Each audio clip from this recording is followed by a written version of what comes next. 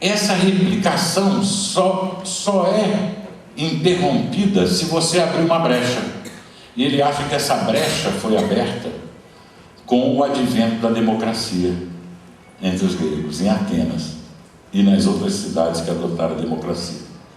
Então, quando ele vai trabalhar com essa hipótese da brecha, é como se fosse uma cunha enfiada na tradição dos sistemas autocráticos e hierárquicos.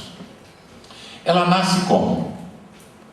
Ela nasce quando as pessoas começam a conversar na praça, conversar no espaço público. Vocês sabem que o espaço público, a gênese do espaço público é coeva, surgiu no mesmo momento em que surge a democracia. Ela surge como uma rede de conversações na praça. As pessoas começam a conversar.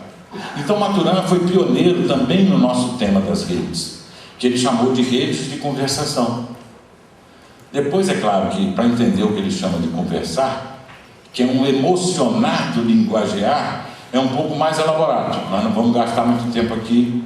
Não seria gastar, seria até aproveitar. Mas eu não sou a pessoa mais indicada, já que o próprio pode vir aqui conversar com a gente. Mas é um emocionar próprio do linguagear. O que é o linguagear? Não é uma linguagem determinada.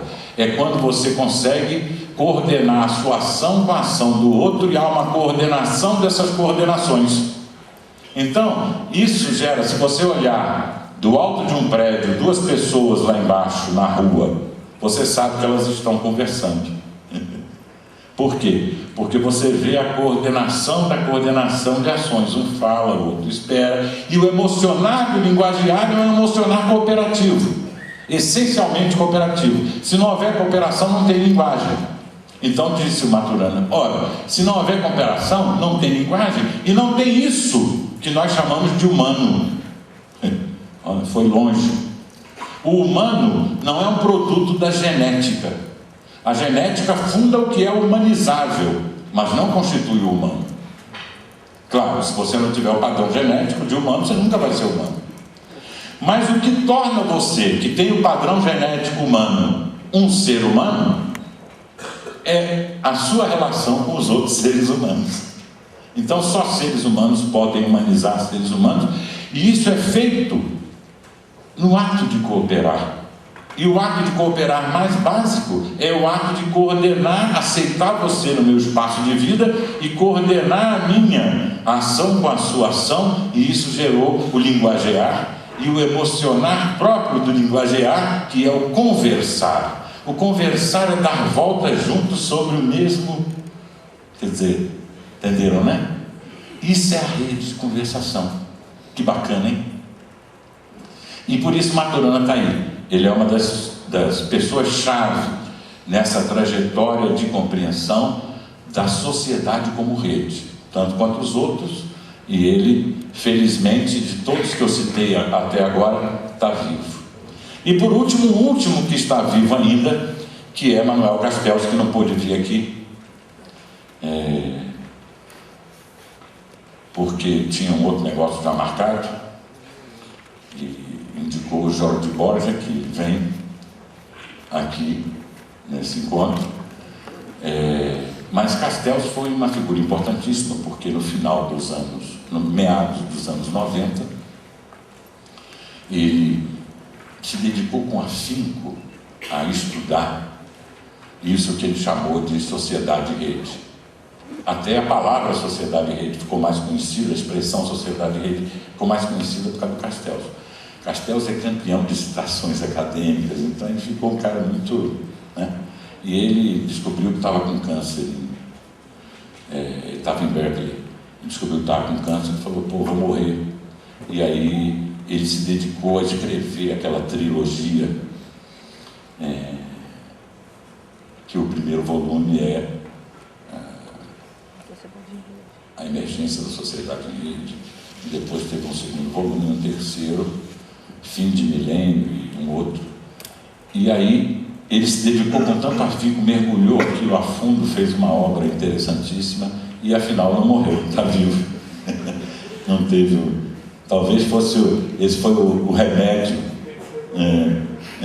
foi o remédio fundamental fundamental que ele encontrou. E para nós foi importantíssimo, porque ele deixou um legado muito importante, né? Que é ter descoberto isso agora, com termos que usam os sociólogos, que querem ser aceitos pelos economistas. Porque o sociólogo tem esse problema, ele quer ser aceito pelo economista, porque o economista é uma ciência mais hard, então fica aquela coisa.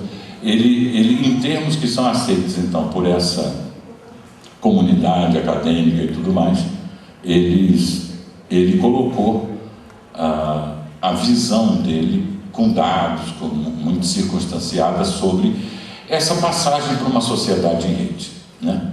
Bom, essas foram referências importantes, não são referências livrescas, vocês estão entendendo, né? Isso não é uma bibliografia, eu estou contando para vocês um itinerário, né, de pessoas que investigaram e que as suas investigações foram fundamentais para hoje nós termos essa compreensão do que é rede social, essa compreensão do que é netweaving. Possivelmente nós teríamos outra compreensão fazendo outros itinerários, diga.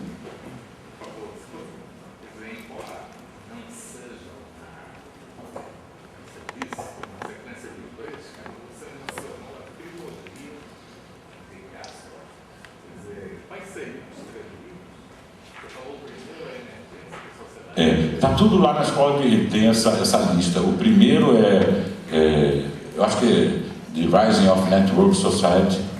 Não sei como é que ficou traduzido aqui esse livro. Acho que ficou a Sociedade em Rede, alguma coisa assim. O segundo é... Sociedade em Rede. Hã? A Sociedade em Rede. Sociedade em Rede. O terceiro é Fim de Milênio, o segundo tem outro nome que eu não lembro agora. Mas é fácil, né? O Poder da Identidade, isso mesmo. Que é bacana. Achei mais bacana do que o primeiro. Bom, vamos em frente.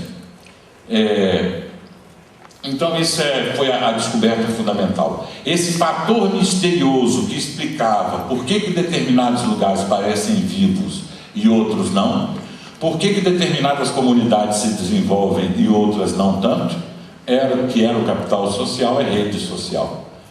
A compreensão, no entanto, disso tudo, os caminhos são tortuosos, né? Ela começa a acontecer por acaso, a partir de um engenheiro que não era assim um sujeito dado a grandes inovações, Paul Baran, que trabalhava na Rand Corporation em Santa Mônica, na Califórnia, e que trabalhava ainda para instituições super-hierárquicas.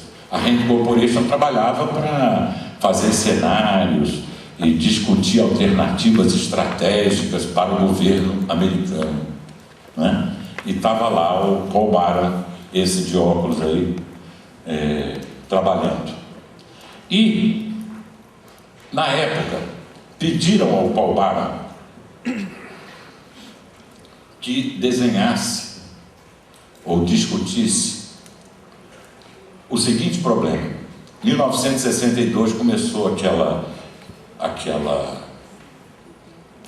paranoia de que ia haver uma terceira guerra mundial. Vocês são muito novos, possivelmente nem estavam vivos em 1962, mas começou aquela paranoia.